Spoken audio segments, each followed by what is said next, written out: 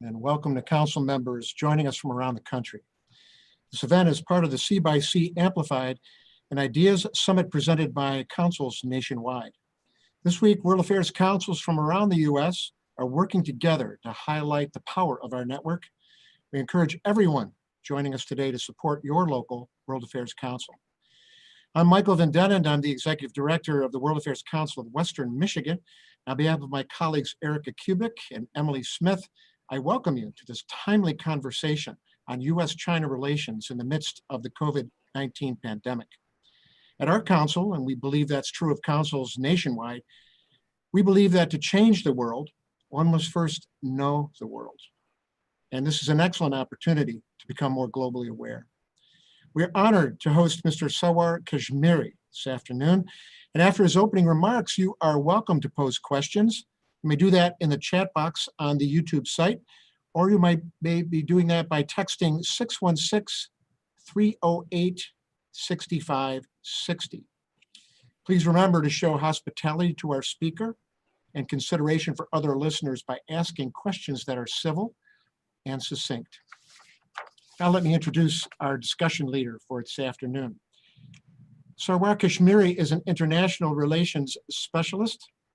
He's an author and a commentator, and he's noted for his expertise on U.S. global strategy and national security. China's Grand Strategy, Weaving a New Silk Road to Global Primacy, his third book, was published in July 2019 by Prager. And it is a centennial book of the Foreign Policy Association, where Sarwar is a fellow. He is also a fellow of the Peace and War Center of Norwich University.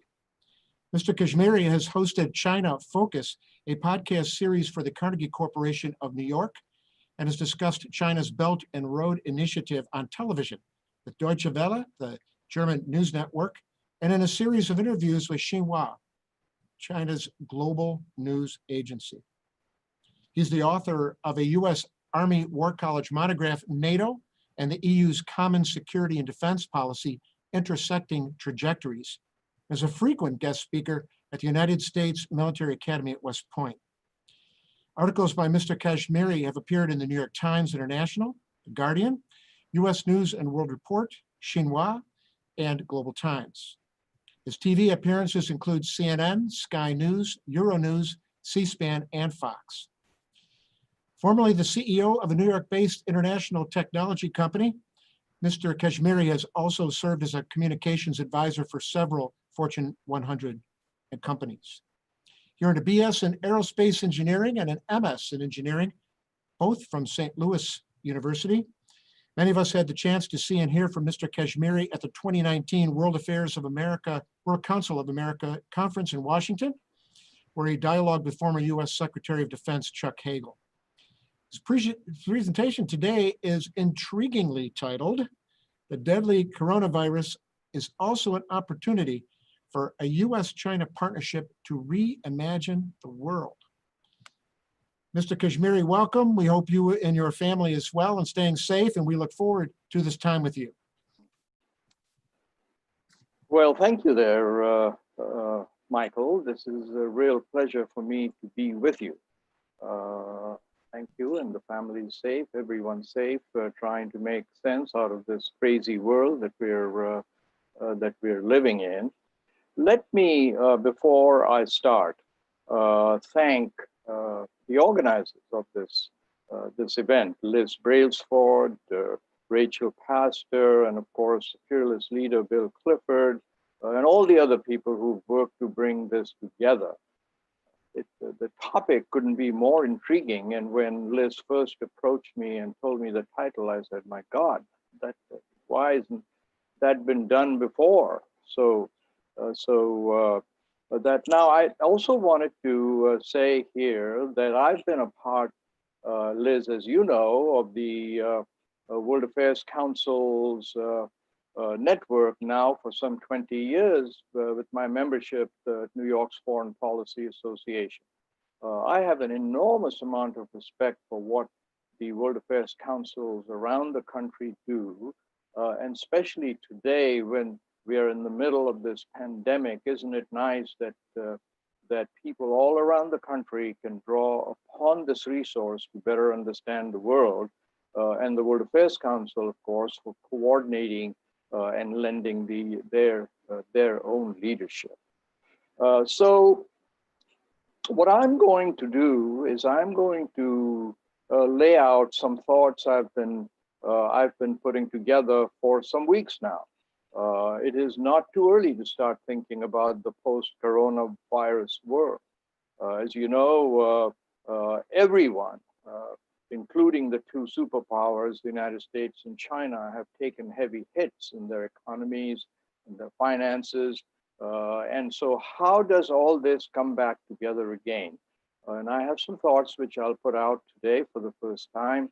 And I'm hoping I'll get, as Michael said, some very polite reaction to it. And we'll see how it goes. So what I want to do is begin by explaining what the Belt and Road Initiative is, this infrastructure, gigantic project that China has unleashed on the world. I'll use that as a point of departure to point out the opportunities for, especially for American and European businesses to be part of it. Some of those are already being realized. And then I'll put some thoughts out to you all about how I think America and China might want to take the leadership role in thinking about the post-coronavirus, and then we'll open it up for questions. And I think that one reason that I really wanted to do this is because there is, as you might know, no matter what part of the country you live in, a really growing mood of hostility in the United States towards China, right? So the Pew Research group did a survey just a few days ago that said 55% of the American people are today not at all fond of China.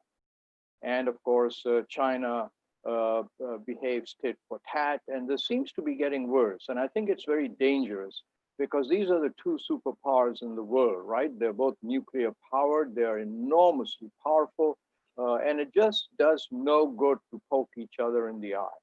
So with that introduction, let me now switch to 3 or 4 slides that I have that I'd like to show you. And let's see if this share screen business works. Okay, so I hope you can all see that. And this is the cover of my book that I request you all buy 10 or 20 copies. And no, just kidding. But if you have read it, and if you do buy it, I would deeply appreciate it if you could go to Amazon, where one of the places is being sold, and leave a few lines of comment. That would be hugely appreciated. Let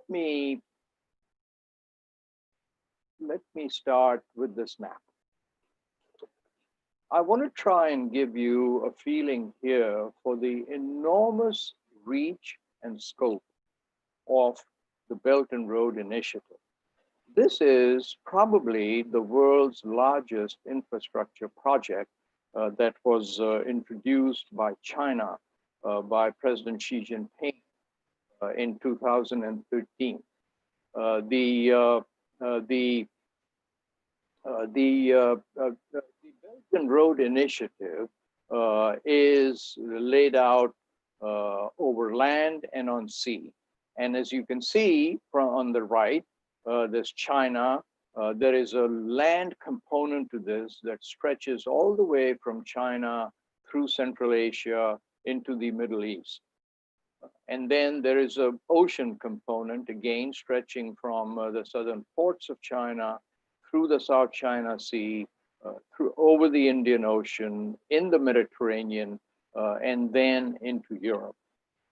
What China introduced with the Belt and Road Initiative is the funding and the technology to begin building infrastructure for what are now 120 countries spread out between China and Africa.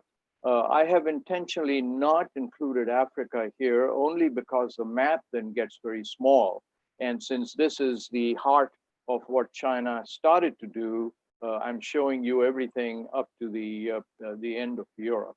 So what China's doing here is that it's going into these countries and saying, look, you remember us, China, just a few years ago. We had country roads with potholes, and today we are one of the two richest countries in the world. And we've done that by becoming the factory of the world, by developing the infrastructure to transport and export what we produce, producing under contract for the world. So why don't all of you do the same thing? And we'll help you. We'll budget $1 trillion to kickstart your own economies and to help you build ports and tunnels and airports and land ports and fiber optic cables and high-speed rail connections so that you too, over time, can become as well-to-do as we are. It's an enormous undertaking. And by the way, this is not all goodwill. As you know, China, over the last 3 decades, has developed into the behemoth that it is by developing its own infrastructure, right? And now that it's fairly complete in that project, it has all of this technology and all of this surplus capacity that it wants to use in other countries, right? It also wants to set itself up as a conduit for receiving natural resources to keep powering its growth. And of course, it has all of the surplus dollars that it can use. So it's not all goodwill, even though that's part of it. It's very strictly business. And that's one thing I want you to remember. And I'll tell you a personal story at this point. I was in Singapore year before last, and while I was there, I got a call from Tsinghua University in Beijing to give a talk. I didn't have a visa. So I rolled into the Chinese embassy and they had me fill out a form. And a couple of days later, they said, come on in and get your visa. So I rolled into the embassy and this very nattily clad gentleman said, we have your visa, Mr. Kashmiri, congratulations. That'll be $293 US. So I told myself, I said, you know, I was born in Bombay in India and I'm back in Asia. Nobody pays any money without haggling, so why don't I have a shot at it? So I said, look, I said, I'm just a poor professor. Do you think that you could do something about this $293? And the man looked at me, he held up my American passport and he said, Mr. Kashmiri, this is not about you, it's about where you're from. Right? And he let that sink in for a little while, a clear message here. But then he smiled and he said, can we make a deal? He said, what if I give you a 10-year multiple entry visa instead of this one you're asking for the same price?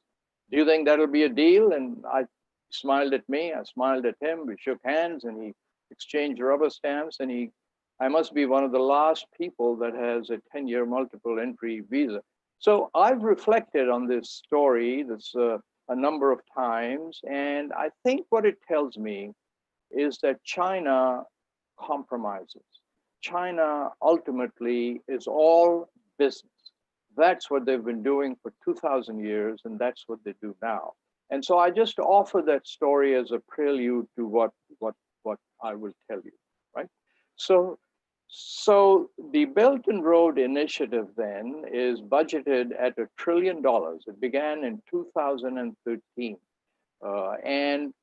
And it is already encompassing 120 countries, as I mentioned. Over that time, it has created about 300,000 jobs for the countries that it is working in. $6 trillion worth of business was already being done by 2017 between the BRI countries and with China.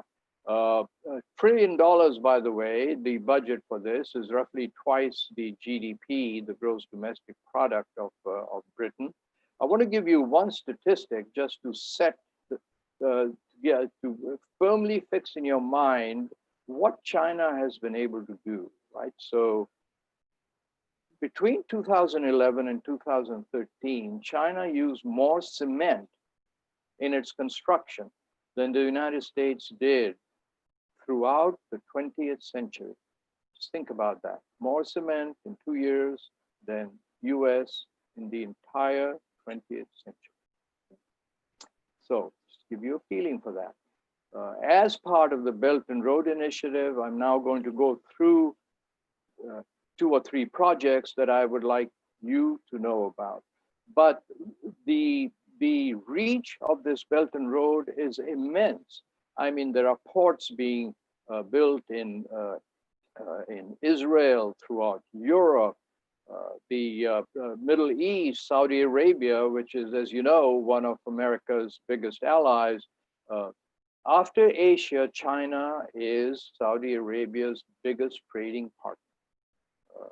$163 billion worth of trade flows between China and Saudi Arabia. So the reach of the Belton Road is immense. There has never been anything like it. And let's just go through and take a look at some of the projects. Okay, so in Greece, you may recall Greece had a big money payment problem some years ago. And one of the places that was really suffering there was the port of Piraeus in Greece, which is right here, right? So, China came in, China's shipping and port management company, Costco is its name, by the way, which same name as the stores in America and Canada. But what the Greek government did was put up Piraeus for sale. China was able to outbid everyone. It bought Piraeus. In a few years, Piraeus now is the fastest growing port in the world. Right? From Piraeus, a high-speed rail link is being built into the center of Eastern Europe. You can see the red line there. By the way, high-speed rail is defined as trains that travel 250 kilometers an hour or faster. China has 25,000 kilometers of high-speed rail. I'm going to show you one more slide, and then I'll come back to this slide, and that is this. So this is the city of Duisburg in Germany, some 12,500 miles from China. Today, there are 30 trains that connect China to Germany. There are similar trains that connect China to London, to Milan, and through these trains, there are goods which come in a lot faster and inexpensively than overseas. And you can see here on this map how the sea route, which is in blue, goes all around Suez Canal, Europe, and then connects with the land route, in this case, the train tracks coming in from China. Let me go back for a moment to this slide and show you the kind of work that China has been able to do. So Hewlett-Packard, you all know the computer manufacturer, ships unfinished computer goods to Piraeus by the Costco steam line overseas. From Piraeus, the goods go by land, and you can't see it here, to the Czech Republic, where Foxconn, the big electronics manufacturer, Chinese manufacturer, has a plant. So these goods, unfinished goods, are finished in the Czech Republic. Then they're sent by land to Piraeus, and the finished Hewlett-Packard goods are then sent by sea through ports in the Mediterranean and in the Black Sea. So you can see what China is accomplishing here, using Piraeus as an entry and exit point into and out of Europe for its goods. It's worth keeping in mind how this all comes together. So that's just one. Let me go back now to the map and point out 2 more things here. This is the map of the Belton Road. First of all, if you come right down here, and I'm looking now under Malaysia, where you have Singapore. Singapore has the tiny Strait of Malacca. This is between Malaysia and Singapore. It's a tiny waterway that for centuries has connected the Indian Ocean to the South China Sea. Right? It is a very narrow waterway, what the Navy calls a choke point. And so one of the strategic weaknesses that the Chinese have identified is in time of conflict, it would be very easy for an enemy Navy to block the Strait of Malacca. Roughly 55% of the world's commerce flows through it. It's the quickest way from the Indian Ocean, as I said earlier, into the South China Sea, right? So about 55% of the world's commerce flows through it. About 60% of China's energy comes through it. So it's a weakness which China is also trying to overcome with the Belton Road Initiative. So if you look at many of the ports that China has, for example, the port of Gwadar in Pakistan, the ports in Vietnam, there are always road connections into China.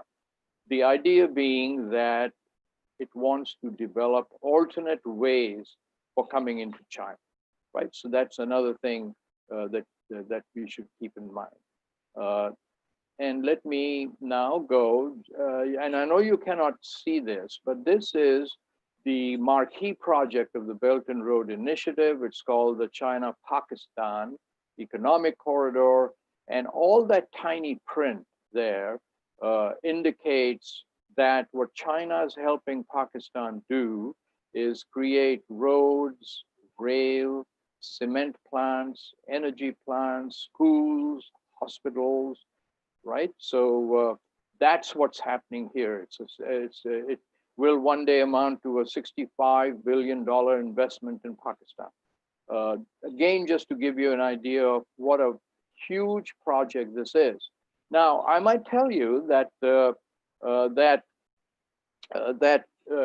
already this BRI is helping Western institutions because it is so huge. There is today not one international bank that is not helping in financing.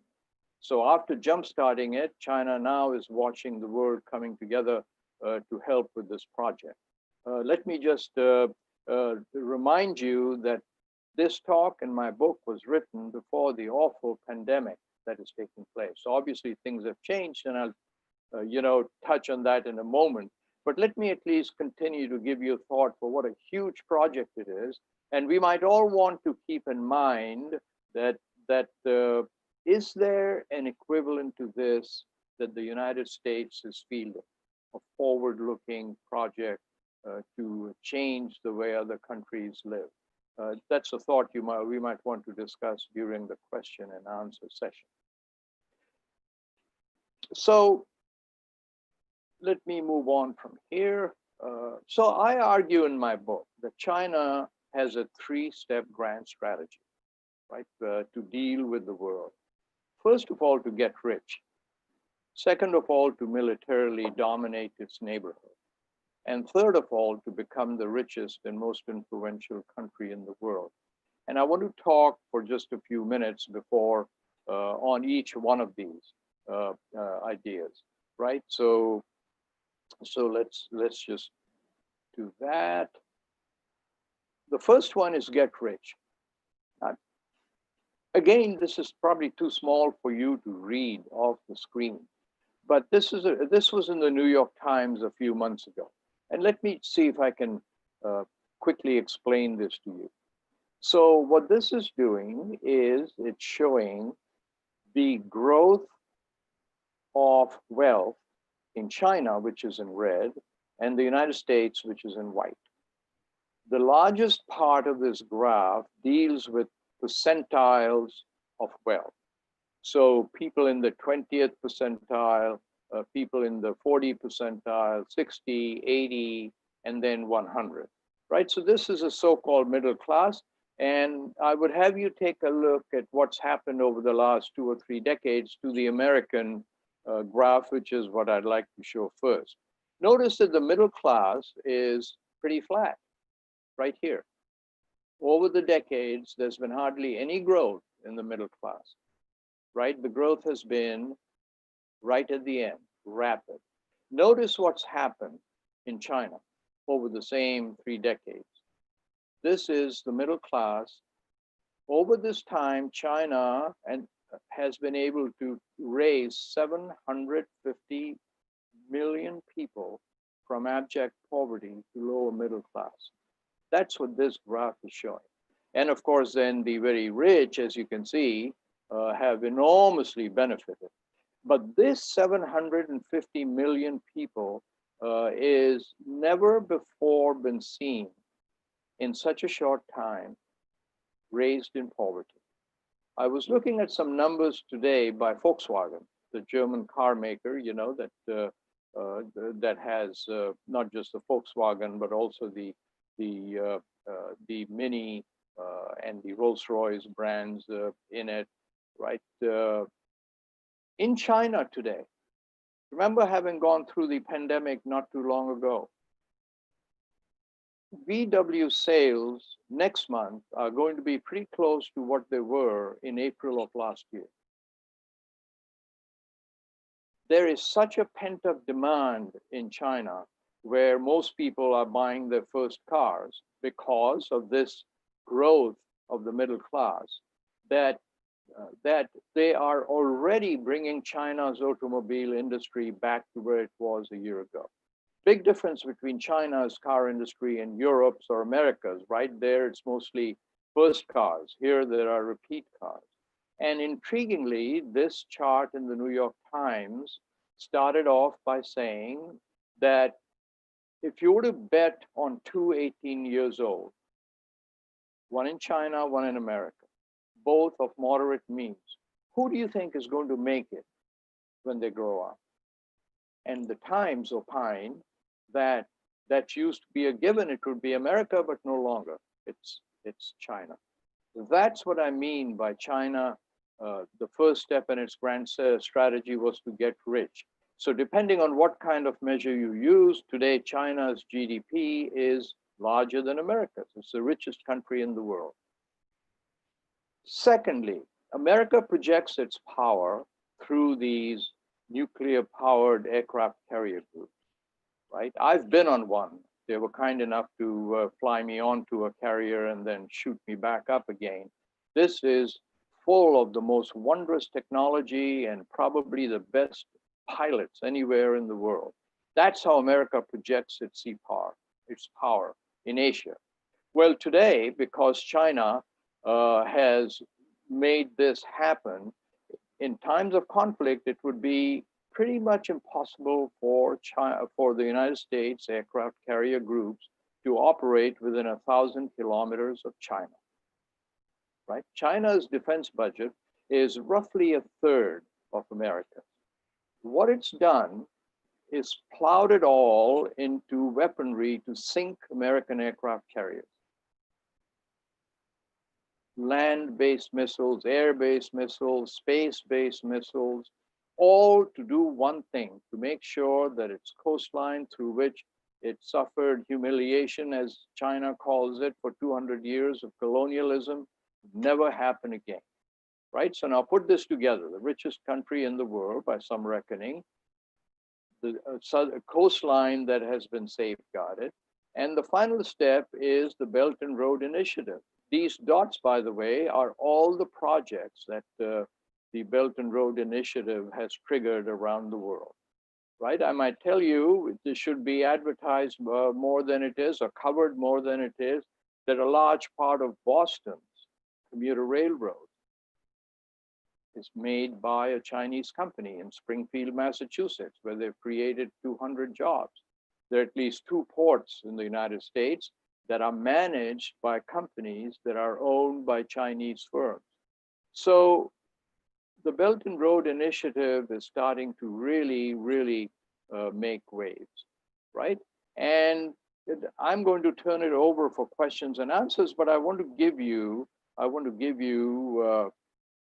just some things to think about. One, the business of the Belton Road Initiative, right? No matter how you look at it, there is enough there for everyone to share. Right? You look at the reinsurance industry. For those of you who are not familiar with reinsurance, these are the companies that insure insurers.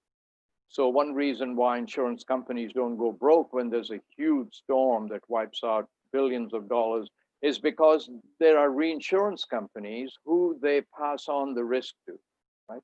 So reinsurance companies have to insure or are involved in insuring these construction projects around the world. Well, there's a good projection that roughly 30% of that business could come to American European firms if they were to get involved. So it's that kind of potential of business that I think is useful and led to my thinking that the Belt and Road Initiative acts as a conveyor belt, right? It takes the wealth, technology, expertise from China into these 120 countries. Wouldn't that be a great way to convey, move wealth through these countries to accelerate the post-coronavirus economic recovery, right? Is there a way that the United States and China can work together? I mean, half of China's small and medium-sized businesses now roughly are shuttered. That is the heart of China's economy. Body blows. On the American side, you all know what's happening with the unemployment and so on. So is there a way that with all of this grief, these two countries, the two superpowers, can come together and supercharge the economic recovery? So I'm going to now start writing about President Xi Jinping should take the leadership in internationalizing the Belt and Road Initiative. It is so far-fetched, you know, because this is a pet theme of President Xi Jinping. It's now been written into the Chinese constitution. And on the Washington side, the American side, every day you get up and there are headlines that say, China is to blame, let's send them a bill, what do they mean by destroying the economy of the world? So both countries are daggers drawn to each other, which I continue to believe is, and I hope you do, is hugely dangerous. I mean, if we, the US, wants to pick a fight, my God, pick a country that can't fight back, right? Why are we going to pick the only other superpower in the world? So internationalize the Belt and Road Initiative, and we can explore this further in the Q&A. And then secondly, you know, the United States military is really, really good at helping with human pandemics. Right now in New York and in Los Angeles, I believe, the Army is setting up field hospitals, right, to help with the coronavirus. You remember in 2003, I believe it was, the Ebola pandemic in Africa. The 101st Airborne Division flew out a complete hospital, 3,000 people, set it up in no time, flew helicopter, help missions to villages. Meanwhile, the People's Liberation Army is also interested in helping in the world as part of this Belt and Road Initiative and beyond. So is there a way that the two militaries can work together to help the lesser developed countries out of this pandemic? It would give the two militaries a chance to get to know one another. By the way, that's something that both have been trying to do with marginal success. So here's a way to build on that. So I'm throwing out just two ideas. Maybe in the Q&A, you'll have other ideas. But the main theme here is that the two superpowers can really help accelerate the economic recovery, perhaps together with the wealth that's generated. This will also lead to a more stable world order, more stable country relationships. That's what I'm proposing. And I wanted to give you a feeling for why so much surrounds the Belton Road. It's not well understood, but it's a huge, huge project that will change the destinies of more than half the world. And is there a way that we can internationalize it? It'll take Chinese leadership, it will take American leadership, but heck, I hope that we go that way as opposed to the other way, which spells more trouble and doom and gloom.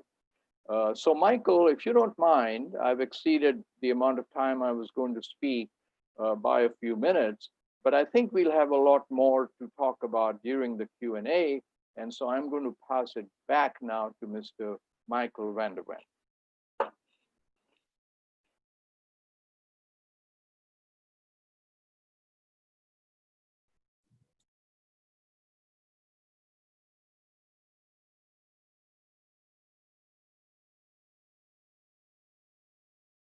There we go. I'm back. Sarwar, thank you very much for getting us started. Wow, so much to think about, right?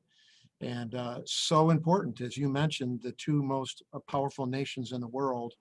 And if they're at loggerheads, you called it daggers drawn. What does that mean for the world in general? Yes. First question from a viewer.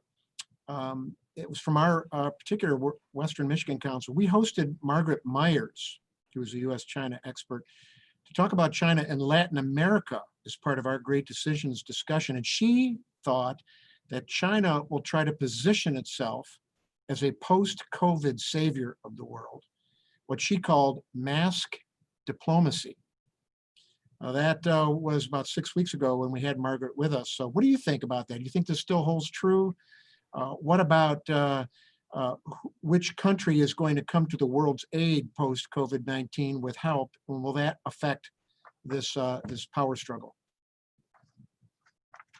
Well, I would hope that what Ms. Myers was trying to say is that, isn't it nice that there is a world power that has the ability and the expertise to help all these other countries?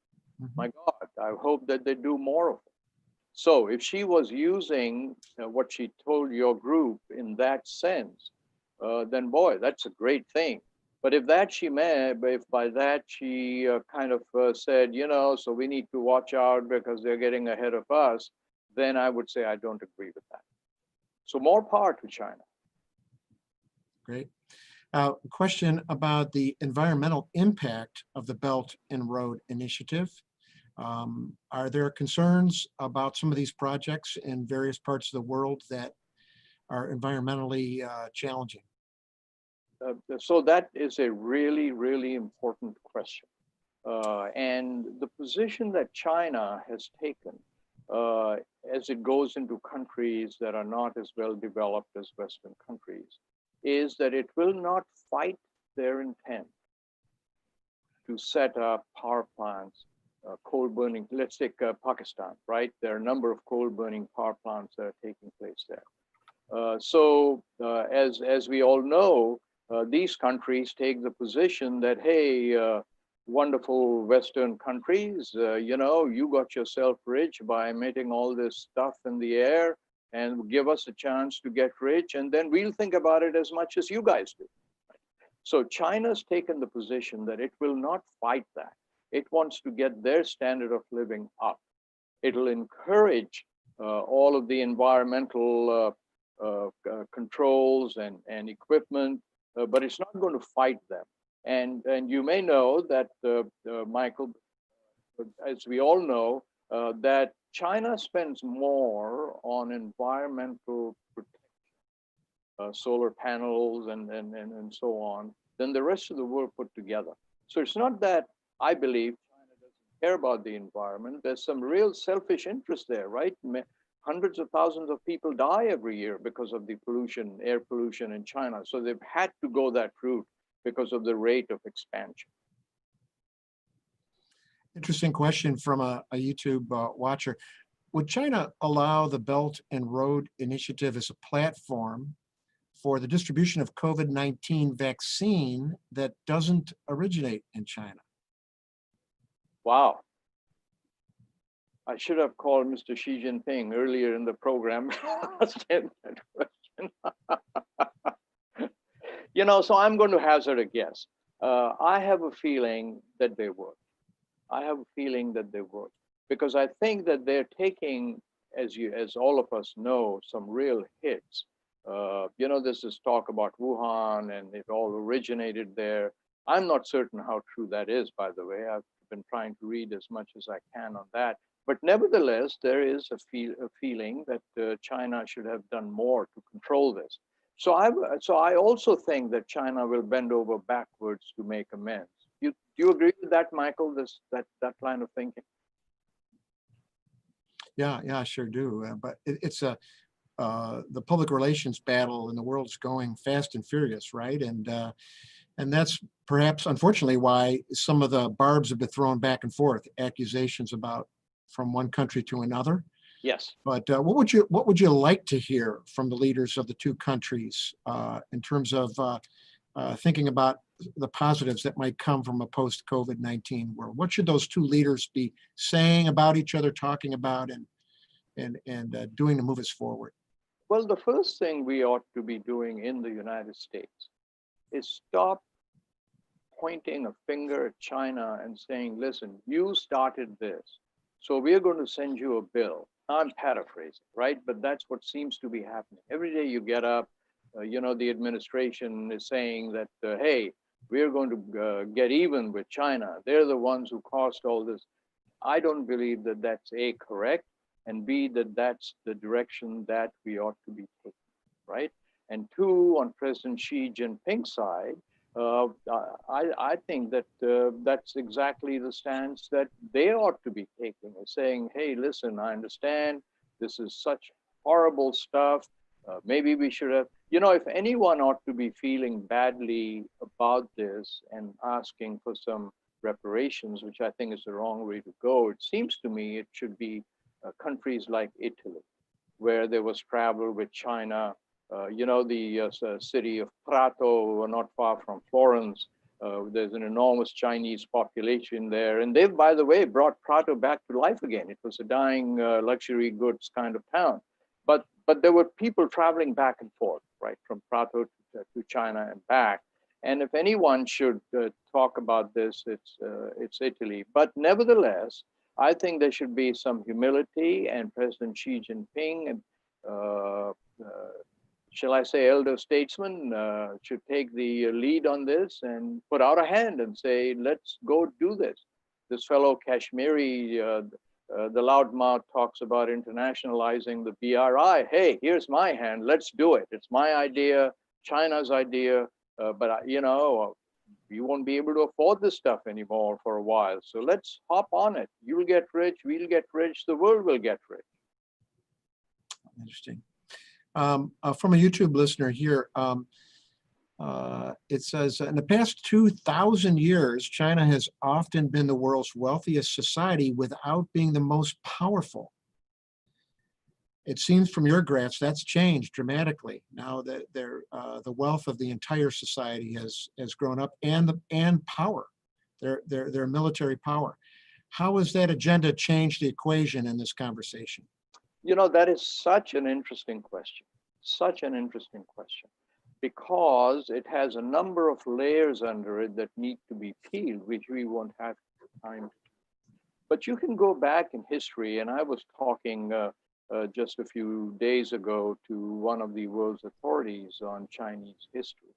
And you can read a lot about China, but they have never really been interested, even when they were the largest and richest country in the world, in expanding their power to other countries, right? You can go back in history, and I don't believe there is an example of China acting aggressively. Now, they have built up their military force with one objective, and that is to make sure ain't nobody's gonna mess in their backyard anymore. Right? I don't believe, and I don't believe there's any evidence that China wants to export its ideology or its beliefs to other countries, unlike what the Soviet Union, right, wanted to do. Remember, they were creating all these upheavals in Germany and Italy and Spain after the Second World War. They, one way or another, they wanted to project their communist doctrine all around the world. I don't believe China wants to do that. So yes, they are now rich, they're now powerful, but that's the way they've been long ago. If you go back to history 0.0, the year 0.0, and drag that out, it was only around 1820 that China, and also India, by the way, 80% of the world's produce came from those two countries, the larger part being from China. Until 1820, those were the heavyweights, right? And then there comes colonialism, the Industrial Revolution, and so on. And then for a couple of hundred years, things kind of go slow. Well, people in Asia say, so what's new? These guys are back again. Right? So in answer to your question, wrapping that up, I don't believe China's military force is directed at the rest of the world, though I think that if someone tweaks them, they will get angry. I think most of it is there so that nobody ever treads in their backwaters again, right? Much of what the United States did in the Caribbean basin in the 19th century, right? That we established that as America's background, because that was the waterway between the Pacific and the Atlantic, just like the South China Sea is, and so on. Anyway, I'm getting on my hobby horse. So no, I believe that they want to protect their backyard, but not extend their power around the world. Thanks. YouTube listener, how is it possible that there are no initiatives of the Belton Road in West European countries, France, Scandinavia, Germany? Why is that? Oh, there are in fact quite a few. There are ports in Spain, ports in France, parts of Rotterdam, the port of Rotterdam. There are quite a few initiatives. In fact, China has set up a group called the 17+1 group of countries, largely Middle and Eastern European countries, which meet once a year to develop projects, to share knowledge. Of these 17 countries, I believe at least 12 are members of the European Union. So there is quite a bit that is being done by BRI projects in Central and Eastern Europe. Italy, as you know, has just signed last year, in fact, the Memorandum of Understanding to become a part of BRI. I was in a number of European cities last November, especially looking at the ports and why they were so eager to, get help from China. But no, there's quite a bit going on. And I would urge the person who asked that question to just Google BRI China Europe, and they'll spend the next 2 weeks there looking at projects. Interesting question from one of our listeners here locally. Respects your perspective, very positive. But in the U.S., there is now strong bipartisan belief that China is the threat to U.S. supremacy, not just a competitor. How might you suggest we change that mindset and that thinking, that way of thinking? I used to, Michael, be a businessman. So when I answer questions that I think I know the answer to, I try and not dilly-dally around or use words like maybe and so on, right? I try to answer it as easily as I can. So let me answer it this way. I love the question, by the way. First of all, China, even if you don't think it is now, is going to become the richest country in the world. Can't stop it. There's this feeling, it's a bipartisan feeling, that we need to stop China, that we need to outcompete with China. Well, you can't stop China. I mean, how can you stop a country that is today the largest aviation market, the largest automobile market, the largest farm goods market, the largest luxury goods market? Half of the luxury goods that are made in France and Italy are sold in China, right? Dolce & Gabbana, Chanel, they're both suffering because there aren't any Chinese tourists on the street out there, right? Buick, made by General Motors, sells more cars, makes more money in China than it does in America. In fact, the Wall Street Journal pointed out a few months ago that GM would make more money if it shut down the Buick plant in the Midwest and just left it to Chinese sales, which of course is politically impossible, right? And I'm sure your World Affairs Council would prevent that from happening. But nevertheless, right? So I believe that there will need to be some genetic engineering done that will have to be done to the psyche and the beliefs of us Americans, right? We have it in us that we are the indispensable country, that we will forever be the strongest power in the world. Well, already we're not in Asia, right? And we're not going to be. So we need to come to grips with that. Now, I am not a declinist. I believe that America has huge markets. It has huge universities.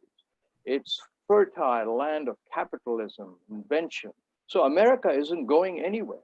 But I think the big question for the 21st century is, how will the United States learn to live with a power which in certain parts of the world is and will continue to be stronger than it is?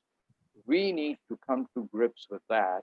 And I would urge as a challenge for the World Affairs Council around the country to think about this and, come out with arguments for, against, but that is what I believe. Another question from a listener on the East Coast this time. Do you think there's opportunity for the U.S. China cooperation on conflict resolution in the Middle East and in the North Africa region? You didn't because you didn't have much time, you didn't get a chance to talk about that part of the country very much in the Belton Road, but China obviously is active there too. Yes, it is. And are there opportunities for cooperation with the U.S. and China in Africa and in the Middle East? Wow, I need to think about that a little bit, but let me at least answer in the interest of time. I believe that there is scope for cooperation, but I'm not too, how shall I say, optimistic about this, right? Because I think the United States has been interested, continues to be interested in being the influencing world power there, militarily, right? We've been involved now, what, for 40 years, 30 years, I've forgotten. And I don't believe China is. So I think part of the cooperation between the two would have to be for the United States and China to come to grips with this cleavage, if you will, that the United States seems to want to be involved. I mean, we have some real interest there, right? The security of Israel and so on. But absent that, yes, I think there can be cooperation. After all, many of the countries in the Middle East are now the largest trading partners of China, so it has some real money influence there. America, has been involved for a long time. So yes, I believe there can be cooperation, but I think that there will need to be a change in attitudes. Here's a question I'm not very familiar with this, but I imagine you might be, about the Confucius Institutes that in the United States, and if there's a role to play there. Is this conflict between the U.S. and China going to destroy that network of learning?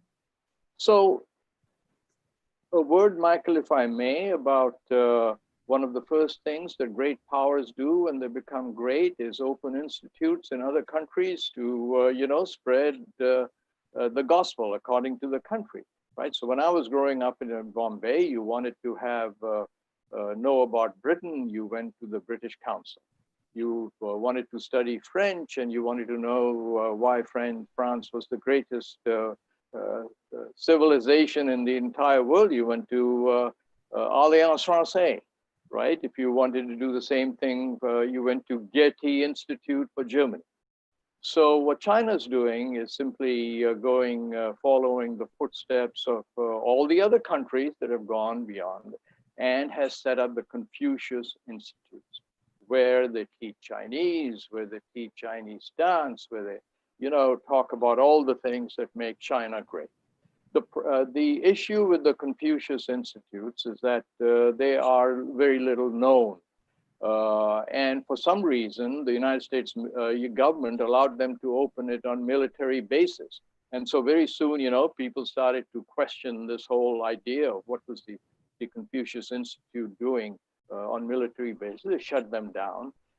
So yes, I mean, it's spreading the word Ray China around the world, and it's doing what every other power has done. And I guess the follow-up question is the current tension between the countries further threaten those institutes?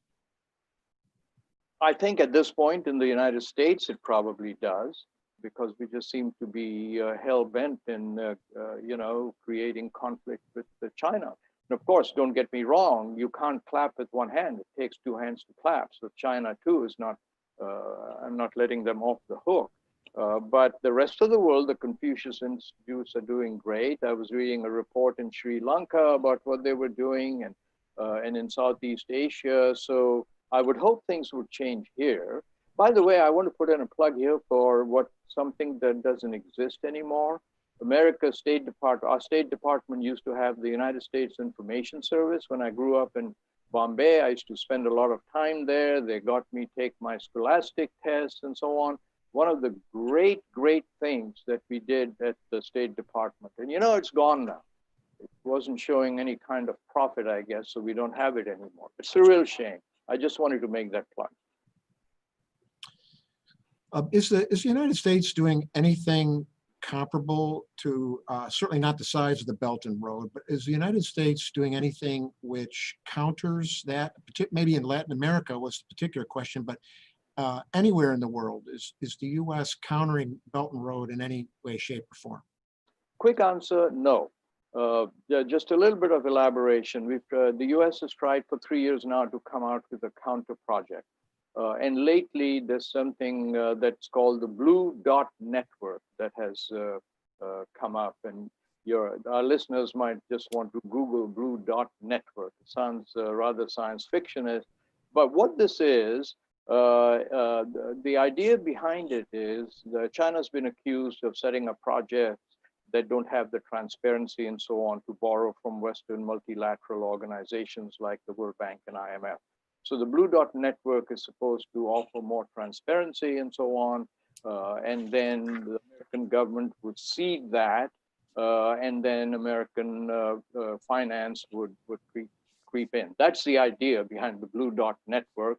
Unfortunately, it's pretty stillborn. For one thing, the budget for that is about 60 billion, right? Versus 1,000 billion or 1 trillion with China. But more importantly, it's the Southeast Asian, Central Asian countries that want the infrastructure and the growth and the factories. And they're not interested in waiting until a Western-led multilateral institution vets and says, oh, they should get this because they've ticked all the boxes. I'm making it much simpler than it is, but that's why BDI has not gone anywhere. And in fact, this idea of internationalizing BRI, we might be able to bang the two together and compromise on standards and so on. Sarwar, it's been delightful. Thank you for this. One last question I've got from a viewer. What could throw China off track in the next 3 to 5 years? What are threats to their economic and social stability, if any? Well, I could point to a number of them. One directly related to the pandemic, right? These 120 projects can't travel there now. Right? So when does that start again? So that's one. Two, whether one believes it or not, the Uyghurs, the Muslim population in northern China, that report says being really handled badly by the Chinese. Right, much of Central Asia, Pakistan, the marquee project of the BRI, these are all Muslim-dominated countries. right? So already there have been engineers that have been kidnapped, a couple killed in Pakistan. So that's another area where this could go wrong. And thirdly, this has never been attempted before in the history of the world, right? So the idea that China will flawlessly execute over all these cultures, all these religions, all of these lands, that's a really uphill task. But by God, they're doing it well so far. But those are just three of the areas that I think we should watch. Sarwar Kashmeri, thank you so much. It's been a delightful conversation, so much to think about, and obviously important, as U.S. and China are the nations on the world scene that need to interact with one another, and in your mind, cooperate with one another if there's going to be a post-COVID-19 world that thrives. Well, thank you so much. And let me again say what an honor it was to have this session moderated by you, Michael, but more importantly, to be part of the World Affairs Council of America's event and to have so many councils. Real pleasure for me, and thank you all for listening. Well, thank you, Sarwar, and thank you for joining us. Thank you for attending this C Amplified session. Remember to support your local World Affairs Council, and for more information, you could check out CxCamplified.com. Our council here in Western Michigan is programming again on Tuesday, May 12 at noon Eastern Time, when we host former U.S. Ambassador to the Democratic Republic of the Congo, Bill Garvelink, and he's going to talk about COVID-19 and a future with pandemics. You can catch this conversation live on our YouTube channel or go to worldmichigan.org for details. And I know it was Giving Tuesday yesterday, but please consider a donation to the National WACA World Affairs Council endeavor. They do so much great work from coast to coast. Go to worldaffairscouncil.org and click the support button. Thanks again, all. Stay safe, be well, continue to strive to be world aware.